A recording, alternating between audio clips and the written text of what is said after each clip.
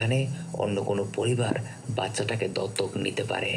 আর এই গল্পটা শুনে সেখানে বসে থাকা জন বেশ ভালোই ভয় পেতে শুরু করে। সে তাদেরকে বলে পাশে প্রস্রাব করতে চলে যায়।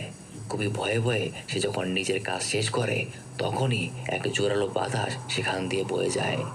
জন ভয়ে ভয়ে তাড়াতাড়ি ফেরত চলে আসে, কিন্তু ফিরে এসে সে দুজনের কাউকেই আর খুঁজে পায় না। এখন তার মধ্যে বেশ ভয় কাজ করছে। তাদের গাড়ির লাইটটা অন করে তাদেরকে ডাকতে শুরু করে। কিছুটা সামনে এগোতেই জন দেখতে পায় সেখানে ইজাজ অজ্ঞান হয়ে পড়ে আছে। তাকে ডাক দেওয়ার সাথে সাথেই কে যেন ভেতর থেকে ইজাজকে টেনে তার সাথে করে নিয়ে যায়। জন বেশ অনেকটা ভয় পেয়ে যায়, কিন্তু তবুও এখনো মনে করছে হয়তো তারা দুজন জনকে ভয় দেখানোর জন্য এগুলো ইচ্ছা করে করছে। কিন্তু তখন হঠাৎ উপর থেকে এক মৃত কঙ্কাল জানালার উপরে আছড়ে পড়ে। জন এসব দেখেও তাদের দুজনকে খুঁজতে ভেতরে যায়।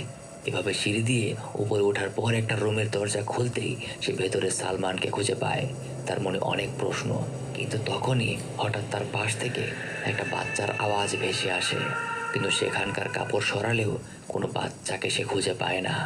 তখনই সালমান তাকে বলতে শুরু করে, আমি তোমাদেরকে সাবধান করেছিলাম, এমন কোনো কথা বলো না